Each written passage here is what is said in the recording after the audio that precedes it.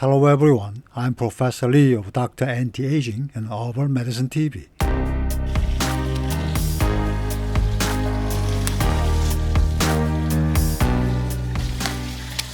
Did you know there's an edible wild tree that shares the same refreshing scent as cucumber? The young shoots you see here, reaching toward the sky, are not only edible but also bursting with fragrance.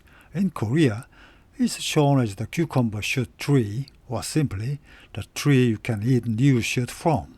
The fragrant green scent of cucumber skin and flesh comes from aromatic compounds like hexanol, hexenol, and hexanol. These are natural defense chemicals plants produce when their cells are damaged, offering antibacterial, antioxidant, and even wound healing benefits. Surprisingly, Philadelphus schranki, also called Schrank's Mark Orange, contains these exact same compounds in its young shoot and leaves. So yes, it can be used as a natural alternative to cucumber. This tree grows wild across East Asia, especially young sunny forest edges, coastal hills, and stream banks. Don't these young shoots look fresh? The reddish stems, covered in soft white hairs, taste just like cucumber. It's truly surprising. You can eat them raw in salad or blanch them for a softer texture. From April to June, this tree blooms with stunning white flowers, so beautiful, in fact, that it's often grown as an ornamental plant. Let's take a close look at the blossom. They are dazzling, aren't they?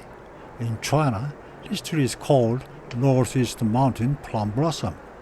The Latin name Philadelphus refers to how its flower clusters bloom together at the tip of each branch, like brothers standing side by side, symbolizing brotherly love.